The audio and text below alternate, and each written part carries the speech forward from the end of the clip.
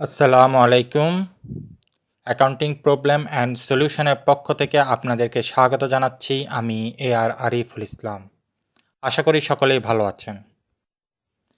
আজকের ক্লাসে উচ্চ মাধ্যমিক হিসাব বিজ্ঞান দ্বিতীয় পত্রের চতুর্থ অধ্যায় অর্থাৎ যৌথ মূলধনী কোম্পানির মূলধন এই অধ্যায়ের একটি গুরুত্বপূর্ণ অংশ শেয়ার অধিহার ও শেয়ার অবহারের জাবেদা নিয়ে আলোচনা করা হবে।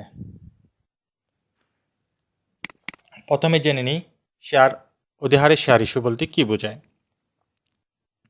শেয়ারে যে মূল্য উল্লেখ থাকে সে মূল্যের থেকে অধিক মূল্যে যখন শেয়ার জনসাধারণের নিকট বিক্রয় করা হয় তাকে অধিহারের শেয়ার ইস্যু বলে।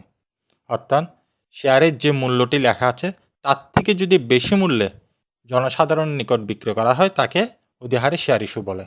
যেমন সোহেল অ্যান্ড কোং 100 টাকা মূল্যের 10 টাকা অধিহারে 10,000 শেয়ার ইস্যু করলো। 100 টাকা মূল্যের 10 টাকা অধিহারে। এখানে অধিহারের কারণে প্রতি শেয়ারের মূল্য হবে 110 টাকা। আসুন একটি অঙ্কের সমাধান দেখি।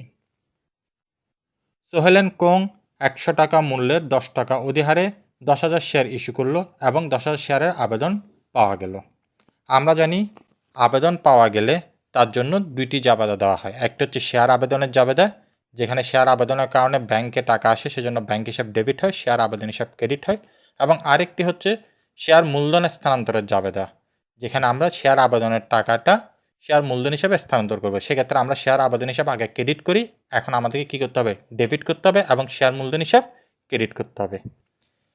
এই শেয়ার আবেদনের জাবেদা সম্পর্কে ইতিমধ্যে একটি ক্লাস আমার FB page accounting problem and solution এবং আমার YouTube channel accounting problem and সলিউশনে আপলোড করা হয়েছে। আজকের ক্লাসে আমি শুধুমাত্র শেয়ার আবেদন এবং শেয়ার অধিহার এবং শেয়ার অবহারের জাবেদা নিয়ে আলোচনা করব। তাইলে আসুন, 100 টাকা মূল্যের 10 টাকা অধিহারে, তাহলে অধিহারের কারণে শেয়ারের দাম বেড়ে যায়। তাহলে যদি 100 টাকা হয় তাহলে 10 টাকা অধিহার সহ তাহলে কত টাকা হবে? 110 টাকা। তাহলে 110 টাকা করে আবেদনের টাকা পাওয়া গেছে। তাহলে আবেদনের জাবেদা হচ্ছে কি? ব্যাংক হিসাব ডেবিট, শেয়ার আবেদন হিসাব ক্রেডিট। কত টাকা করে? 110 টাকা করে পেয়েছে। সেই জন্য ব্যাংক হিসাব বরাবর দেখেন 10,000 শেয়ারের জন্য 110 টাকা করে 11 লক্ষ টাকা লিখেছি। আর শেয়ার আবেদনের মাধ্যমে পেয়েছি, সেজন্য শেয়ার আবেদন হিসাব ক্রেডিট করেছি। এরপরে জাবেদাটা হচ্ছে শেয়ার মূলধন স্থানান্তরের জাবেদা। শেয়ার মূলধন স্থানান্তরের জাবেদা হচ্ছে শেয়ার আবেদন হিসাব আগে ক্রেডিট ছিল, এখন সেটাকে ডেবিট করব এবং শেয়ার মূলধন হিসাবকে ক্রেডিট করব। সেজন্য দেখেন শেয়ার আবেদন হিসাব ডেবিট করেছি। কত শেয়ারের আবেদন? 10,000 শেয়ারের আবেদন। কত টাকা করে পেয়েছি? 110 টাকা করে পেয়েছি। সেজন্য শেয়ার আবেদন হিসাব ডেবিট করেছি 10,000 × 110, ডেবিট করেছে 11 লক্ষ টাকা। আর ক্রেডিট করেছি শেয়ার মূলধন হিসাব 10,000 × 100, কেননা আমার শেয়ারের মূল্যের দাম হচ্ছে, শেয়ারের দাম হচ্ছে আমার 100 টাকা করে, সেজন্য আমি মূলধনে নিতে পারবো 100 টাকা। আমি আবার বলছি, আমার শেয়ারের মূল্য হচ্ছে 100 টাকা, তাই আমি মূলধনে নিতে পারবো 100 টাকা করে। তাই 10,000 শেয়ারের জন্য 100 টাকা করে হলে কত টাকা হয়? 10 লক্ষ টাকা। সেজন্য শেয়ার মূলধন হিসাব ক্রেডিট করেছি কত? 10 লক্ষ টাকা। আর অতিরিক্ত টাকা থাকে কত? 10 টাকা করে। সেজন্য সেটাকে শেয়ার অধিহার হিসাব ক্রেডিট করেছি। 10,000 শেয়ারের জন্য 10 টাকা করে অধিহারের টাকা, শেয়ার অধিহার হিসাব ক্রেডিট 1 লক্ষ টাকা। তাহলে জাবেদাটা হলো কি? শেয়ার আবেদন হিসাব ডেবিট, শেয়ার মূলধন হিসাব ক্রেডিট 100 টাকা আর শেয়ার অধিহার হিসাব ক্রেডিট 10 টাকা। তাহলে টোটাল আমি আবেদন বাবদ প্রতি শেয়ারে কত টাকা করে নিয়েছি? 110 টাকা করে। আমি আবার বলছি, কেন আবেদনের জাবেদা এবং শেয়ার মূলধনের জাবেদা, শেয়ার মূলধনের স্থানান্তরের জাবেদা এখানে আলোচনা করা হচ্ছে না, কেননা আমি শেয়ার আবেদনের জাবেদা এবং শেয়ার মূলধনের স্থানান্তরের জাবেদা সম্পর্কিত একটি বিস্তারিত আলোচনামূলক ভিডিও আমার FB পেজ এবং YouTube channel accounting problem and সলিউশনে ইতিমধ্যে আপলোড করে দিয়েছি। আপনারা ওই ক্লাসগুলো দেখে নেবেন। এখানে সংক্ষিপ্ত আকারে আমি শেয়ার অধিহার এবং শেয়ার অবহার নিয়ে আলোচনা করছি। এরপর আসুন, অবহার কাকে বলে। অবহারের শেয়ার ইস্যু, শেয়ারে যে মূল্য উল্লেখ থাকে সে মূল্য থেকে কম মূল্যে যখন শেয়ার জনসাধারণের নিকট বিক্রয় করা হয় তাকে অবহারের শেয়ার ইস্যু বলে। অর্থাৎ শেয়ারের মূল্য যেটা আছে তার চেয়ে কম মূল্যে যদি বিক্রি করেন তাহলে কি হবে? সেটাকে অবহারের শেয়ার ইস্যু বলে। অর্থাৎ অধিহারের উল্টো, অধিহারের বেলায় বেশি দামে, অবহারের বেলায় কম দামে। যেমন ধরেন, সোহেল অ্যান্ড কোং 100 টাকা মূল্যের 10 টাকা অধিহারে 10,000 শেয়ার ইস্যু করলো। অবহার মানে কি? দাম কমে যাওয়া। এখানে অবহারের কারণে প্রতি শেয়ারের মূল্য তাইলে কত হয়ে যাবে? 90 টাকা হয়ে যাবে। অধিহারের বেলায় 110 টাকা হয়ে গেছে, আর অবহারের বেলায় বিয়োগ গিয়ে কত টাকা হয়ে যাবে? 90 টাকা হয়ে যাবে। আসুন তাহলে একটা সমাধান করি। সোহেল অ্যান্ড কোং 100 টাকা মূল্যের 10 টাকা অবহারে 10,000 শেয়ার ইস্যু করলো এবং 10,000 শেয়ারের আবেদন পাওয়া গেল। তাহলে শেয়ার আবেদন পাওয়া গেলে কি হয়? ব্যাংক হিসাব ডেবিট, শেয়ার আবেদন হিসাব ক্রেডিট। কত টাকা করে পেয়েছি? 90 টাকা করে পেয়েছি। বলেই দেওয়া হয়েছে 10 টাকা ছাড় দিয়েছি। অবহার মানে কি? ডিসকাউন্ট। ডিসকাউন্ট ছাড় দিয়েছি, ফলে আমি কত টাকা করে পেয়েছি?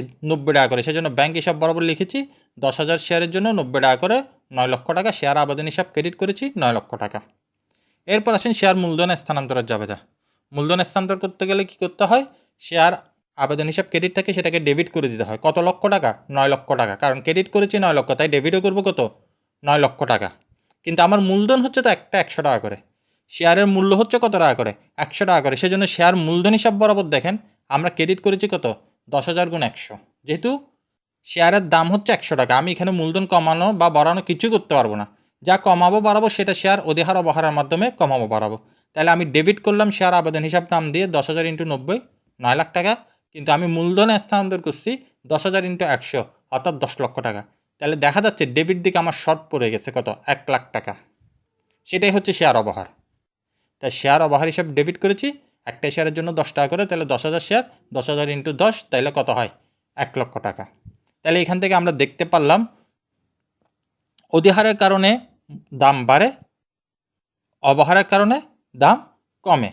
কিন্তু আপনাকে মূলধন যত টাকা আছে তত টাকাই লিখতে হবে। মূলধন 100 টাকা, 100 টাকাই থাকবে। যদি বাড়ে বা কমে, বাড়লে শেয়ার অধিহার হিসাব ক্রেডিট হবে, আর কমলে শেয়ার অবহার হিসাব ডেবিট হবে। এটি হচ্ছে আজকের আলোচ্য বিষয়। অ্যাকাউন্টিং প্রবলেম অ্যান্ড সলিউশন হিসাব বিজ্ঞান বিষয়ক একটি শিক্ষা সহায়ক কেন্দ্র। এই শিক্ষা সহায়ক কেন্দ্রে আমরা উচ্চ মাধ্যমিক এবং বিবিএসের সিলেবাসভুক্ত হিসাব বিজ্ঞান বিষয়ের পাঠদান করে থাকি। তাছাড়া উচ্চ মাধ্যমিক এবং বিবিএসের সিলেবাসভুক্ত হিসাব বিজ্ঞান বিষয়ের বিভিন্ন অঙ্কের গাণিতিক সমস্যার সমাধান সংক্রান্ত ভিডিও আমাদের FB page accounting problem and solution এবং YouTube channel accounting problem and সলিউশনে প্রতিনিয়ত আপলোড করছি। উচ্চ মাধ্যমিক এবং বিবিএসের সিলেবাসভুক্ত হিসাব বিজ্ঞান বিষয়ের বিভিন্ন অঙ্কের সমস্যার সমাধান সংক্রান্ত ভিডিও পেতে লাইক দিন আমাদের FB page accounting problem and solution এবং সাবস্ক্রাইব করুন আমাদের YouTube channel accounting problem and সলিউশনে। আমাদের এই ক্লাসটি আপনাদের যদি ভালো লেগে থাকে তাহলে অবশ্যই আপনাদের সহপাঠীদের জন্য ভিডিওটি শেয়ার করে দিন। এটা আপনাদের সহপাঠীরাও উপকৃত হবে আশা রাখি।